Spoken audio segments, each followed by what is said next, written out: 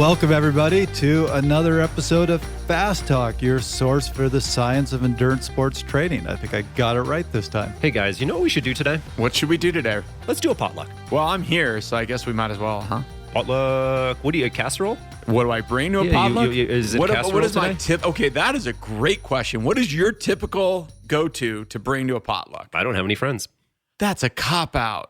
Well, you guys were full of cop-outs in the last I potluck. don't have any friends Family. either. I I've don't been have to any a family. potluck. You have family. And whatever my wife makes. Oh, there it is. Okay. No, There it I don't goes. know. Let's see. What would I bring to a potluck? Like lasagna. I like bringing lasagna to things. It's pretty good. Way more time consuming than it should be, but oh well. What do you take? Do you take pancakes with maple syrup? Syrup. No, that's not paleo at all. Yeah. Trevor You can sips make the scissor. paleo pancakes.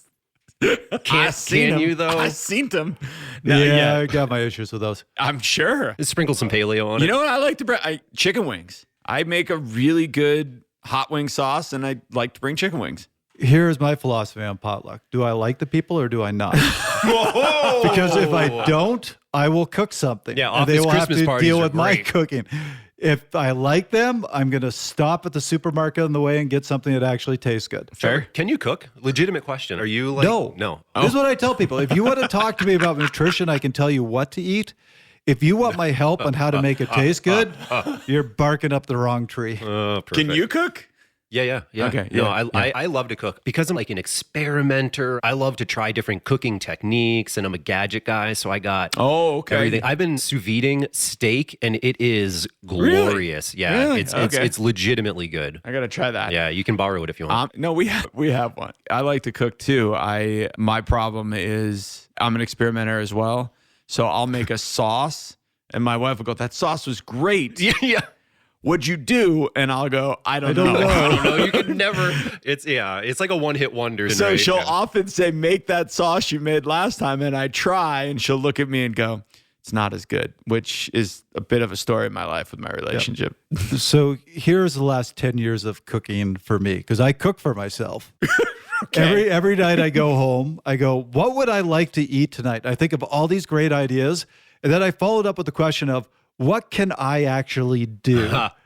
And then I just give a big sigh and cook the same thing I cooked the last night, which was also the same thing I cooked the night before. We have determined this in past potlucks, your love of the same thing over and No, over it's the again. only thing I can cook. Stir fry.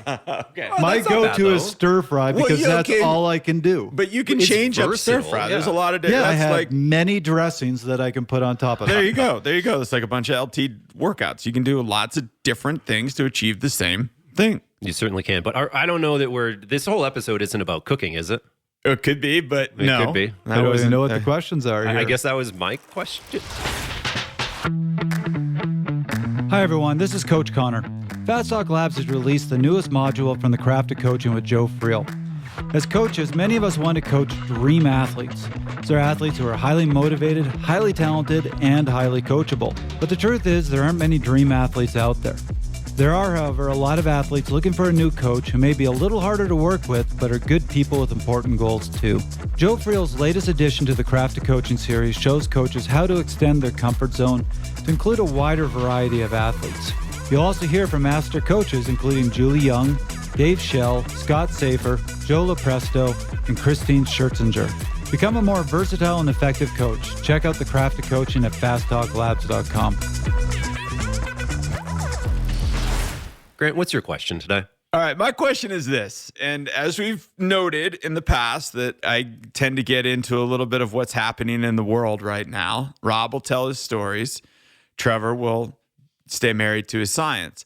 So here's my question. We've seen it all in the tour this year. We've seen it on the cross bike. We've seen all these things. There's this trend of turning the hoods in on the bars. There is this trend of going to 38 wide bars with the hoods turned in. There was a joke on somebody that I think their hoods could touch if they were close But there's enough. also a trend of going to 48 wide bars and turning the hoods in on the gravel seat. So we're playing one day. I'm going to turn my hoods out, I think, just to buck the trend. Oh, well, I think that's great. But I have been noticing some of my contemporaries in age, poo-pooing the hoods turned in for ability to drive the bike. Curmudgeon-y bastards. I have seen some poo the idea of the hoods turned in for aesthetics. Retro grouch. Maybe Rob is I hope you don't his. say a third thing. I don't have a third thing I to don't say. have a third thing either. But what is your take on the bars turned in trend? I'm not the first person to look at. Because of this, I'm not like a value judgment like you should or you shouldn't do something kind of guy. That's an answer. That's an answer. Frankly, I don't really care.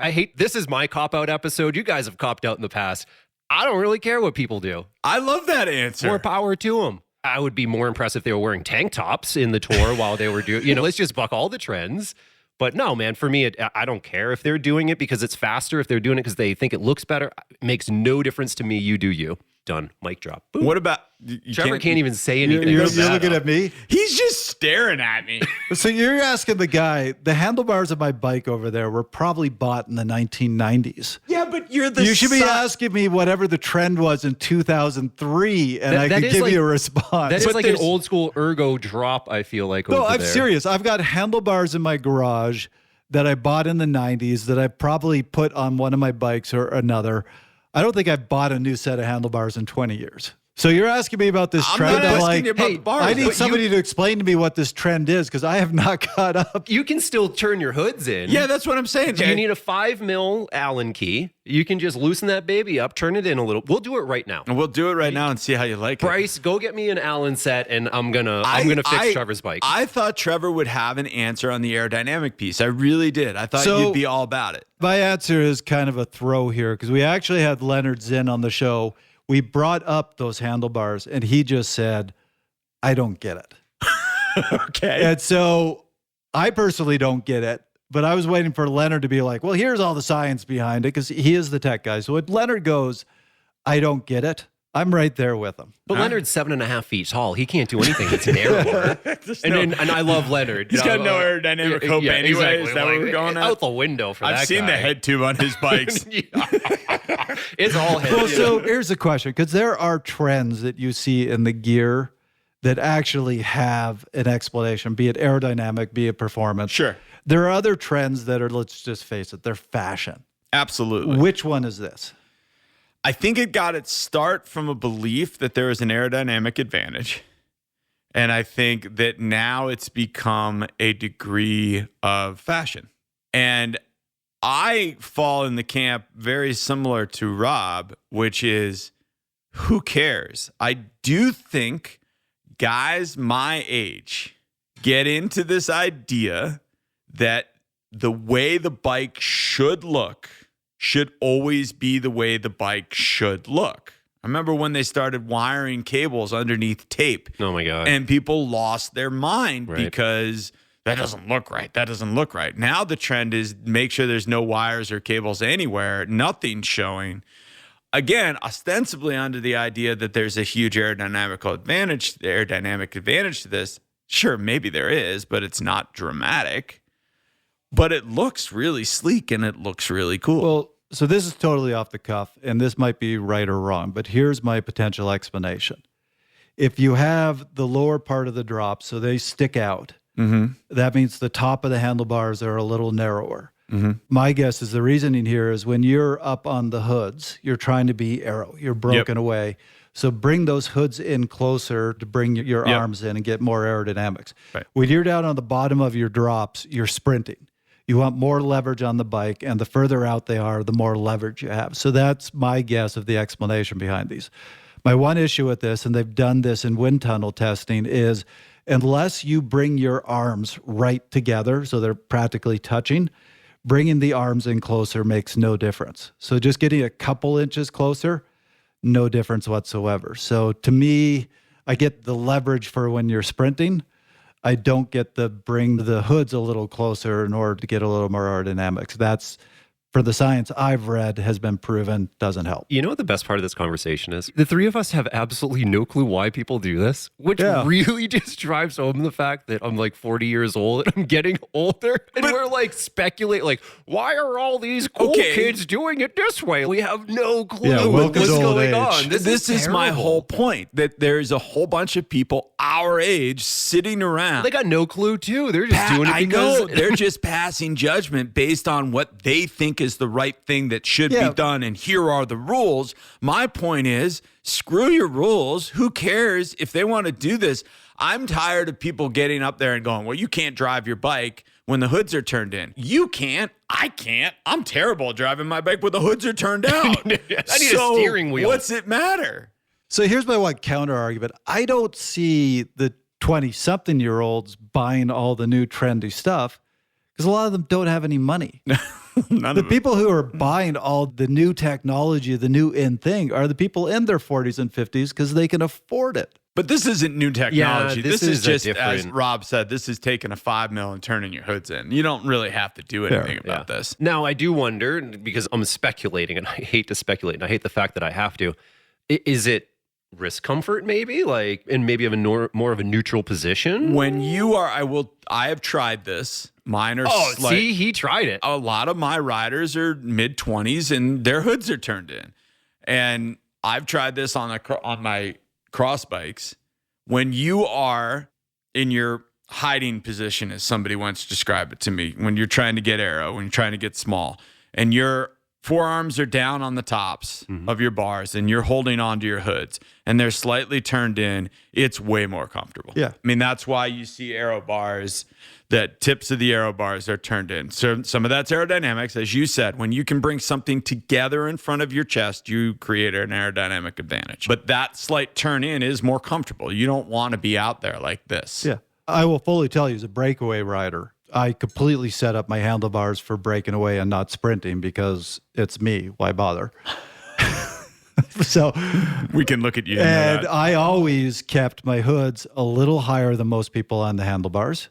Not as much as you see now, but I always had them turned in just a little because that was more comfortable. And I remember too, when we went to hydraulic disc brakes and the hoods themselves got bigger. They got huge. Those first Ram ones, woo. They were huge, but all of a sudden you could ride gripping the tops of your hoods and not necessarily your bars even. Yep. And so the other thing that may come into this is, what did those younger riders learn to ride on? What did they like? What did they like to grab onto? Because we grew up what did we grow up riding on? Like hoods made out of gum, right? I grew up riding on mountain bikes personally. Whatever. But I think that's a thing that us older masters guys that have the money, that are buying the stuff, as you say, need to get over ourselves a little bit and stop declaring what is appropriate and not appropriate for a professional rider in their mid-20s. Because this drove me a little bit crazy when people were like, oh, you can't handle your bike on hoods turned in like that. I'm like, I can't, you can't, but they sure as hell can, because they're riding the Pro Tour, man. Yeah, no doubt. And yeah, that was a little bit of my high horse this week, but I was just curious to where you guys came with it. And I don't know that you gave me much, but it's okay. We gave you the right nothing. It's a potluck. Some of this is about nothing. This is the fast talk version of Seinfeld. Look at who you're talking to. That over there, you're looking at it, is my brand new race bike. A sloping top tube, from 2014. That is my newest bike. I don't know. I looked at that and thought it was pretty fancy for you. It is fancy. That's my point. You show up for races in like jerseys that barely freaking fit and nothing matches. You're a train wreck, man. And then you just go sit on the front and demolish everybody for an hour. I'm proud of this. You have no idea. Like, this isn't. It's actually part of his image. He cultivates this feeling of not caring. Yeah, I remember when I got into racing, and I was racing up in BC when I was starting to take it really seriously. And Swain Tuff would show up to races. And Swain would be this guy sitting under a tree in a beat-up kit on a Norco bike, which in Canada, you're like, seriously, you're on Norcos? Swain don't care. So you would look at all this and go, who is this guy? He's a train wreck. And then you get in the race, and he would destroy all of us. And I was like, that's who I want to be. That's the ultimate flex, right? It is. If you look like you're trying really hard and blah, blah, blah, whatever, people expect it or they make fun of you. But if you look like you don't care, flexing hard on people. So this is my approach to life. If everybody can just if everybody just underestimates you every time you walk into a room. It's not that you look like you don't care. It's that you look like you've given up. And there's a difference. It's an important difference too. Like, Grant, you have something to live for. Maybe Grant. I have given up, man. Who knows? We have gotten every little bit of blood out of this stone, and it was not a lot. There wasn't a lot, but okay. So we'll move on here from that to you, Trevor. Okay, I've got a question, and guess what? It is a training question. Awesome. And I'm going to go with what I'm doing in my own training because I want to hear your opinions on this. I have always, when you're doing threshold work, been more into the short intervals, 5 minutes, maybe 8 minutes with very short recoveries. Because if you have the short recoveries, if you do 5x5s, it's really a 25-minute effort because your body isn't going to back down that much. But you could do it at a higher wattage and you get a higher quality workout. I was never a big fan of the 15, 20-minute threshold intervals because I just don't feel you do them with as high a quality. This year, just because I've been doing the 5x5s and the 4x8s for so many years, I wanted to try something different. So right now I'm doing 2x20s. Actually, I'm doing them on sunshine. You hit the top at 19 minutes. I'm actually doing 2x19 minutes. Hard. I love it, but it's a hard place to do long intervals. Right. I don't have any problem with it. I hit 20 minutes. It's like trying to roll a boulder uphill for you. So Kettle. I am technically doing 2x19s. And I'm loving them. Okay, now I get why you're doing 2x19s. Okay. They are a lot of fun. Probably because it's something different. But here's my question. And my wattage is lower. When I was doing the 4x8s, I was doing those probably about, surprisingly, only about 20 watts higher. Mm-hmm. Am I getting as good a workout?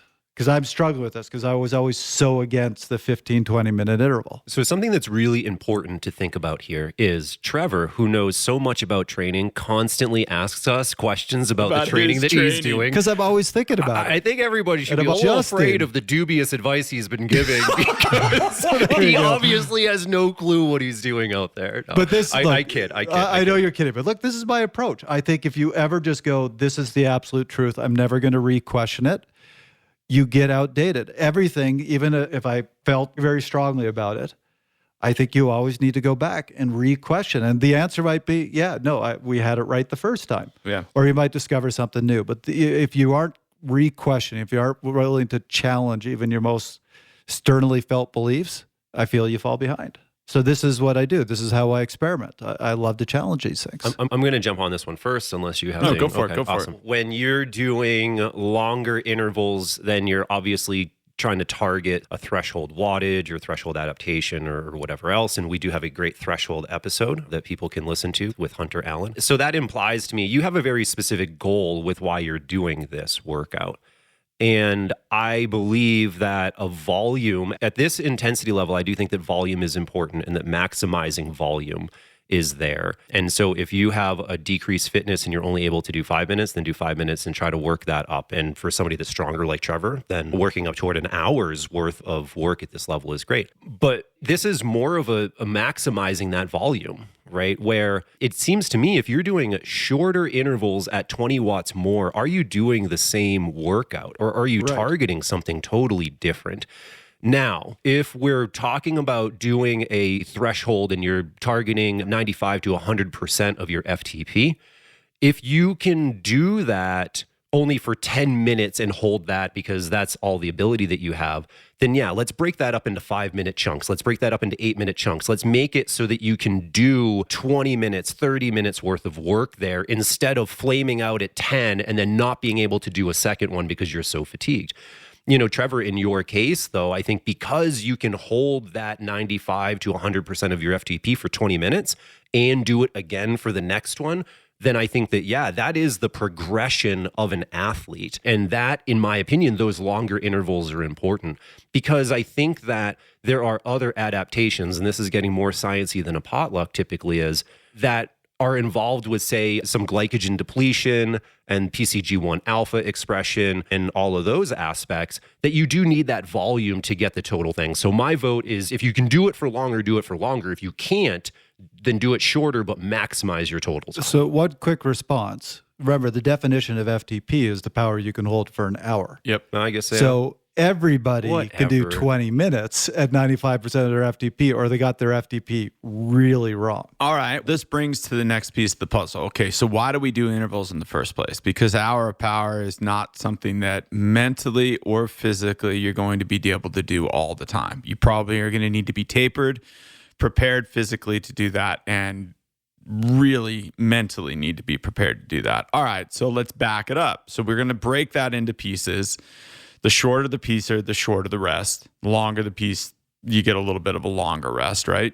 What's generally the rule of thumb is if you're trying to keep something at the threshold idea, make sure the rest is less than half of what you're doing. Just a general rule of thumb. So if you're doing 5-minuters, you're trying to recover at 1 to 2 minutes, something along those lines. It's a mental break.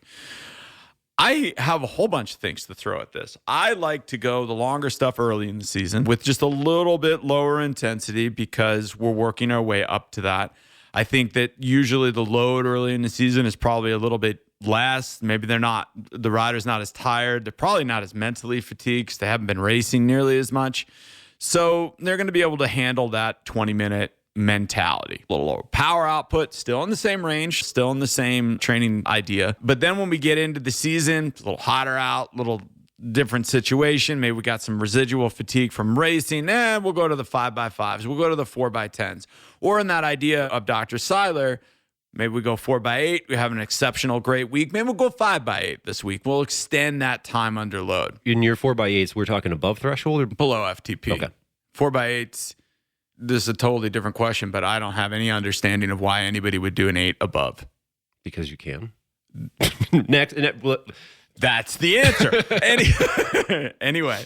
I do agree with you. I have one last piece to put in this. And this is a little bit of a soapbox. And I think this is the great part about potlucks is we each get to get up on our soapbox for a minute.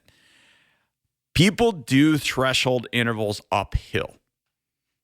2x19, 2x20 up sunshine is easy to do at that wattage. Yes. Quotes, easy. Now go out, find a flat course, and give me 2x20 on a flat course. It's much harder. People aren't going to be able to do that. It's a super hard thing to do. So depending on where you are in the country, do you have mountains to go uphill for 20 minutes? No. Maybe this is when we break it down into 5 minutes because you can stay on top of the pedals for 5 minutes or 8 minutes or something along those lines. I would advise anybody who exclusively does their intervals in the mountains to do some of them on flats because we do not race in the Tour.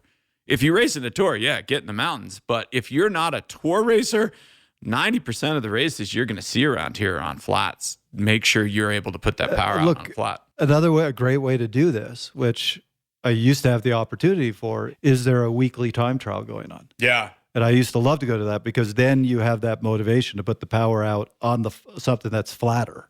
Yeah, and that's a great point. And this is one of the things that I actually like Zwift for. Zwift racing is not super punchy. There's some surges in it, but you could do a 15, 20-minute crit. And you're basically hanging out at your threshold the entire time with a little surge above, a little surge below. And so it's very real world-esque LT work. The flip side of this, though, is when it comes to doing all of your training on the trainer, again, that's not very good specificity for going and racing or riding outside. You could turn your hood so far in. So far in. You don't even need hoods at that point. But you had to bring that back, didn't you? You know, for cyclocross, as the weather gets bad and the days get dark, I know I find a lot of time on the trainer, and I can crush trainer workouts, but it doesn't translate through riding through heavy ground that's bumpy. It's not the same. You have to be applying this power where you need to when you actually perform. So that would be my take. I like the longer stuff early, Trevor, that I love the idea of mixing things up. Yep. I love the idea of keeping it mentally fresh because what are you going to be able to handle and create a cumulative time at an energy system? And that's, as you said, that's what we're trying to do. We're trying to be in this LT energy system for a period of time. And if you can't do it in 2x20, you can't get 40 minutes in. That's the one downside of 5x5. It's only 25 minutes under load. Yep. Definitely. So the truth here is this is because Grant never writes anything down, so he can't remember the last workout he gave his athlete. So he just gives them something new. That's why he always gives them something I love that he's not even arguing. He's actually thinking about it, going, yeah. That makes a lot of sense. I do think that after some of these potlucks, I always go back and wait and see how many clients I lose. I think this is true of all of us. This is a mutual self-destruction. We just pulled back the curtain, and I have a whole bunch of athletes that are like, I gotta get the hell out of that. So look, I will, before we move on to Rob's question, I'll give you the little bit of the history here and why I'm experimenting with this. We were talking with Dean Golich in the winter, and he was talking about his routine. And he does, in the winter, as you said earlier on, give his athletes, he actually gives them 3x20 because he wants them to have an hour. And his comment was, I have seen no difference in the improvements if they do it at 100% of FTP or 95% of FTP. So I want to get that accumulation of time, and 95% of FTP, 3x20 is actually a very manageable workout. At the time, I was doing my 4x8s, and I wasn't enjoying it because I'm like, this is my 15th year doing 4x8s. I'm tired of them. He brought that up, and I'm like, let's give it a try, even though I've spoken out against this. And hate to say it, I've been loving them. Yeah. And that's right there. That's it for me. I don't know which is better. I don't know if we can know which is better, but the best thing, go out and try it.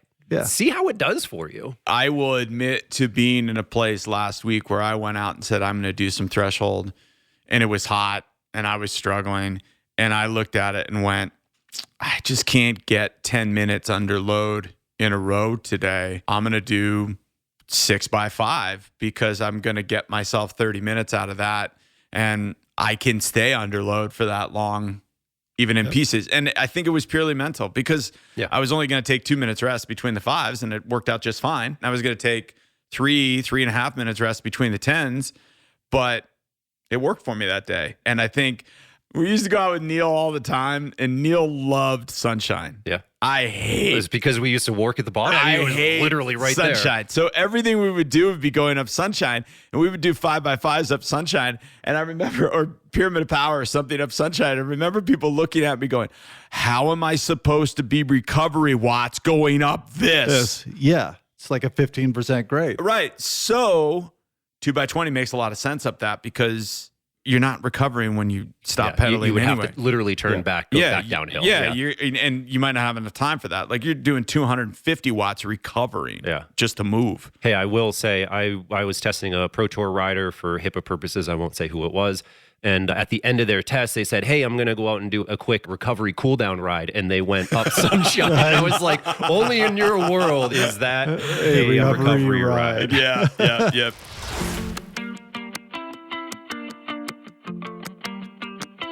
Listeners, it's here. Our guide to polarized training featuring Dr. Steven Seiler. Training for endurance sports can be hard.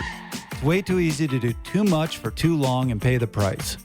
Our frequent contributor, Dr. Steven Seiler, is widely considered to be the modern pioneer of polarized training.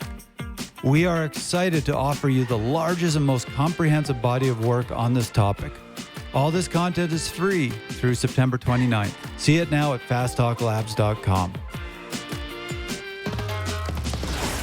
Oh, guys, my question always begins with a story. And for full disclosure, because we're always learning things about people, the reason they become story-based is I don't really think about these until I'm riding my bike the day before we record. I come relatively unprepared, and I take that time. And yet, everybody makes fun of me. I know, it's true, but I look Wait like a I minute. showered this morning. Look, you know what these potluck episodes have done to me? Like, I am 51 years old, and I've been spending the whole... Trevor is nightmare. I have been spending the whole year going, I am 51 and single.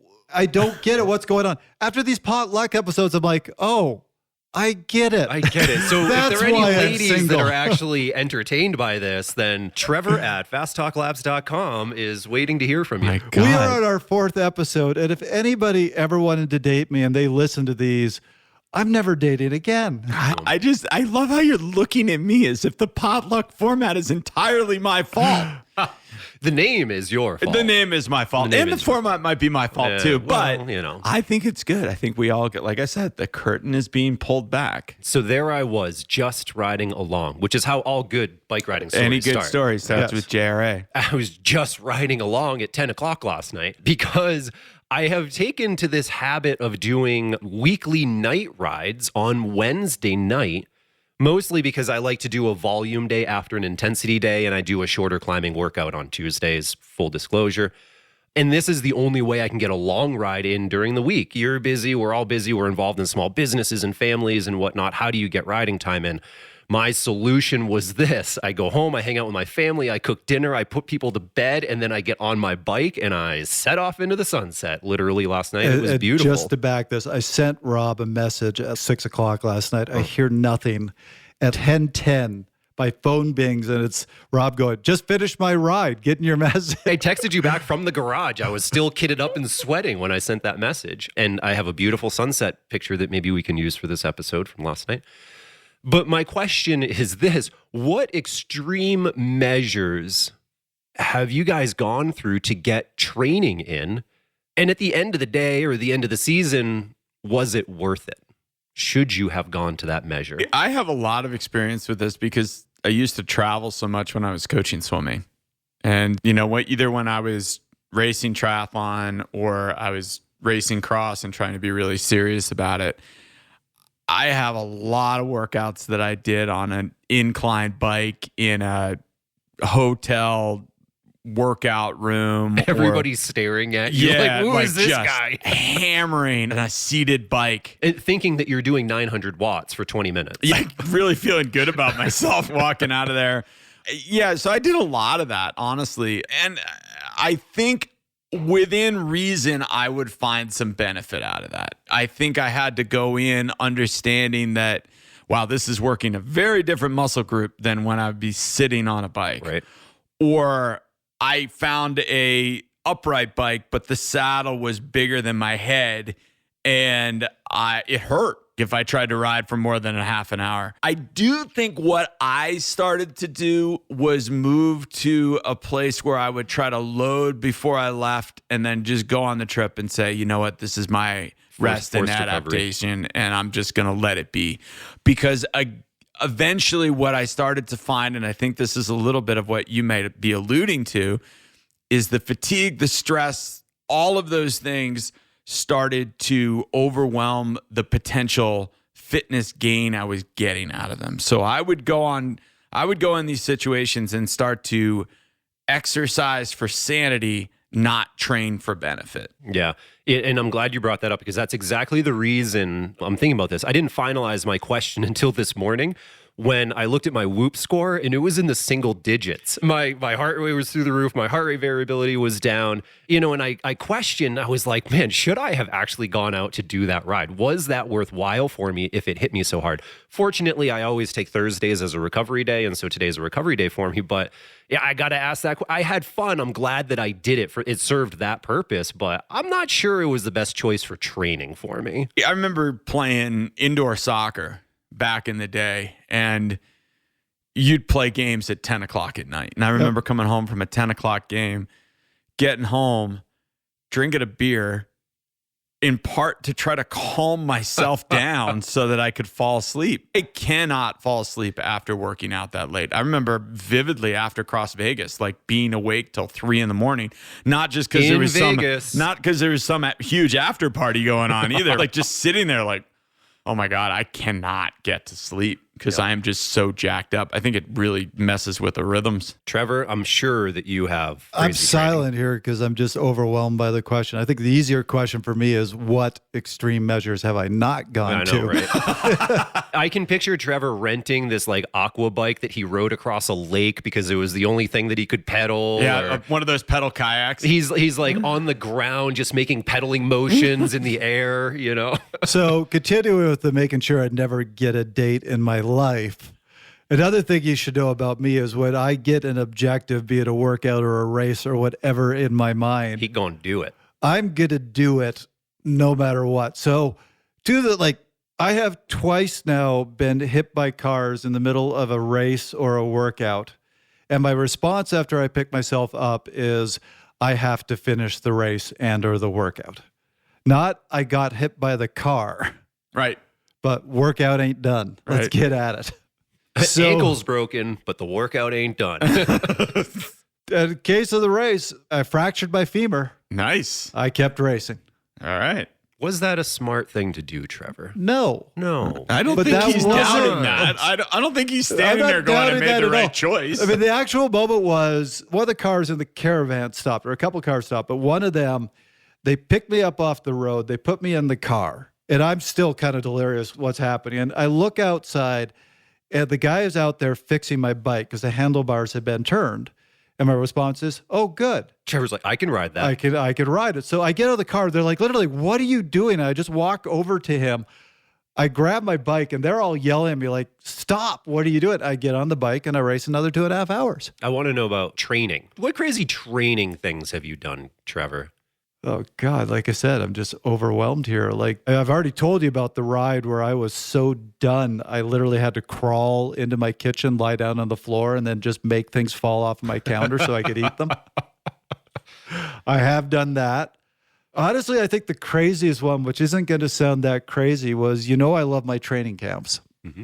And I just decided my last winter at the center up in Canada, we had a 6-day training camp, and I was going to put in over 40 hours. And this isn't easy 40 hours. This is the training camp where on the third day, Husheng broke us up into groups of 4. And we did, I think it was 10 by 12 minute team time trials. And I was in a group with 2 Olympians, and it was all about, let's see who cracks first. So this was not easy 12 minutes. One of the guys in my group, a friend named Derek, at the end of that, we were riding home, close to about the 6-hour mark. We're on the bike path. A woman in her 60s passes us on a commuter bike. And I look at Derek and go, should we catch her? And Derek looks at me and says, I can't. And the next day, I got up, legs shaking, absolutely destroyed.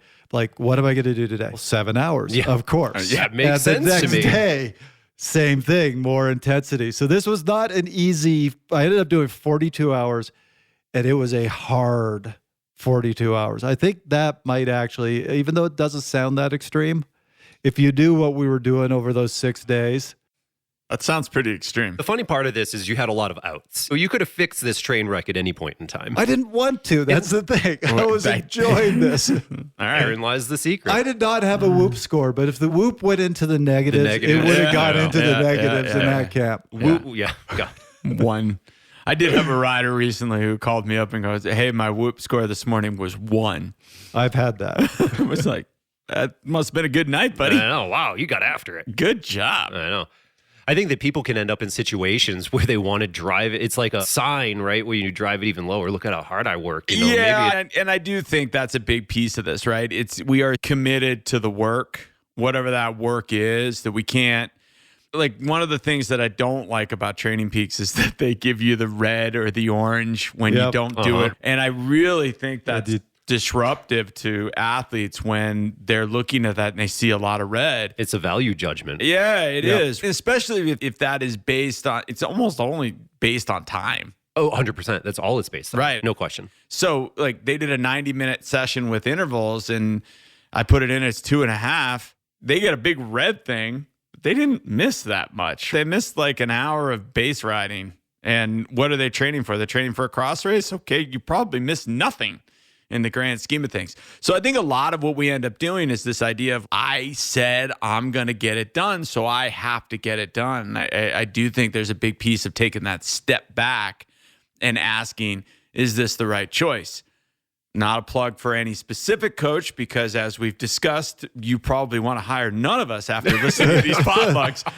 But this is... I've given up on anybody hiring me. It's like that. I'm at the nobody's going to date me. Nobody's going to be friends with me. I'm going to live a lonely remainder of my life. That's where I'm at with these episodes. Trevor's going to try to adopt a dog, and the dog's going to be like... Dog's going to hear this listening to the edits. The dog be like, I'm done. I'm out. I get a phone call. Who's this? It's Trevor's dog. Come pick me me up. But I do think this is where a coach is valuable, right? This is that person to say, no, don't do that. The Not third a great party idea. is a good, I agree. I will fully say this is my do as I say, not as I say. Absolutely. And look, the only thing I will say about that asset to me, it was the only thing that gave me an advantage, whatever you want to call it, an asset in racing. Because when I am in a race, like that is my mindset. I will get hit by a car, fracture my femur, and I keep racing. I don't quit no matter what. And that was an asset. But taking that into training, we could do a whole episode with the stories of how I've gotten myself in trouble because can be a really dumb attitude. You got to know that about yourself. You got to know who you're dealing with here. And I had a colleague, he's been on the show. Neil is a great example of somebody who, I remember one of his athletes pinned him up for the state TT and they pinned the pin through his skin and he didn't know until after the race. He was pulling his skin suit off and said, "Oh, it's stuck on my undershirt." And I was like, "Neil, you're not wearing an undershirt, buddy. It's stuck on you." And it's so like that ability to turn off the brain and just get really tunnel visioned on the outcome. Athletes are fantastic at that, but it doesn't always serve the right purpose. Yeah. So I actually have another story to share just because why not? Let's flog me a little more. Listen, you're flogging yourself. Yes. I know. So I'm doing this.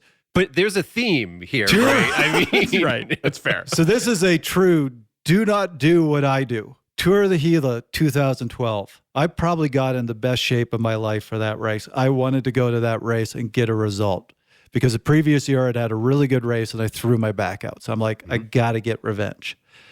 I ate something. Another theme. The day before the race started, got bad food poisoning. That night, I was in and out of the bathroom at least 10 times. Did you cook it yourself?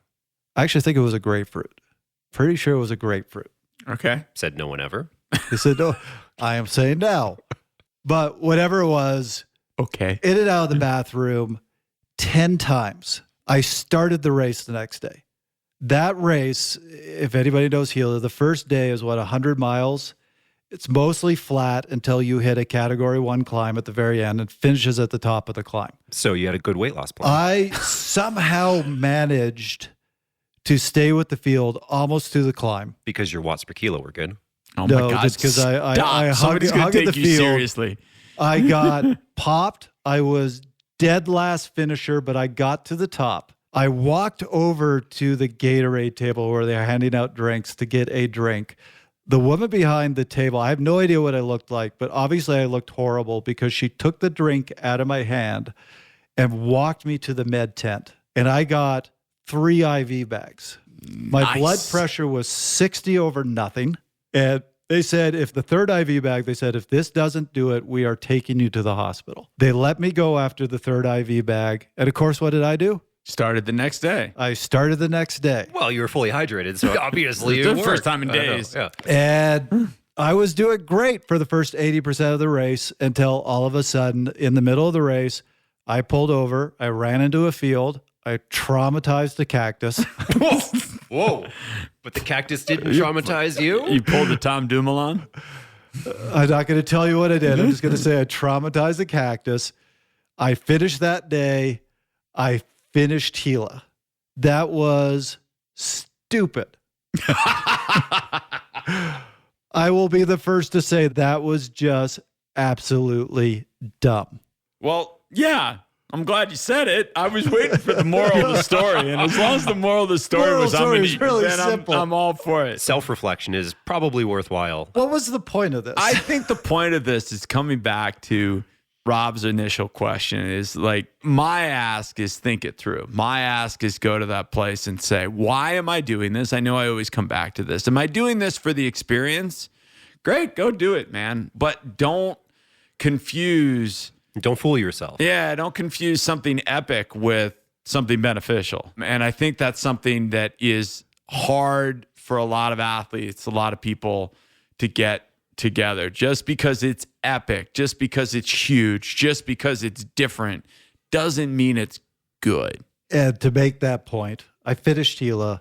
It was probably 2 months before I could race 100% again. I did damage. Yeah. Don't damage yourself. Did you do damage last night, Rob? I don't think I did. Okay. I had fun. I have a rest day. If all goes well for rides this weekend, I'm in the clear. What are you doing for your rest day today? You're just going to sit? You sit? Yeah. You take days off? My rest days are days off. 100%. Yeah. And then Friday is an easy base ride, and then big days on the weekend, and then easy base on Monday. So I try to get a good polarization of the intensities out there, but one day off completely. Okay. Yeah. So by just kind of adding into this, I'm going to Montana on Sunday. Yeah, you are. So I will stay on the gas all the way through Saturday. Yep. And then go to Montana and just not worry about it for a couple days. Just not going to worry. I'm going to dig a hole, but then I'm going to go to Montana and be like, I earned this beer, or I earned this fishing time. That's kind of my mentality behind it. You got it. Listeners, since you listen to Fast Talk every week, you know that knowledge is power. And power is speed. There's no better way to get faster or to achieve your goals than by training smarter, not harder. We know that more is not better, so check this out. We have reduced the price to join Fast Talk Labs. So you're saying less is more? Something like that. Now listeners can join Fast Talk Labs for just $5 per month. That's 75% less. Get full access to all our guides to training science, intervals, sports nutrition, pathways, and data analysis, all from world-class experts for just $5 a month. There's never been a better time to join Fast Talk Labs. Join now at fasttalklabs.com. That was another episode of Fast Talk. The thoughts and opinions expressed on Fast Talk are those of the individual. Join the conversation at forums.fasttalklabs.com or join our coaching and education community at fasttalklabs.com/join. Something. For Trevor Connor, Grant Holicky, Bryce, our videographer in the background. Thanks, Bryce. I'm Rob Pickles. Thanks for listening. That was surprisingly close. Well done. That was pretty good. I'm impressed. You flipped it. It's become a member of Fast Talk Laboratories at fasttalklabs.com/join and become a part of our education. You flipped them. I was impressed. As you should be.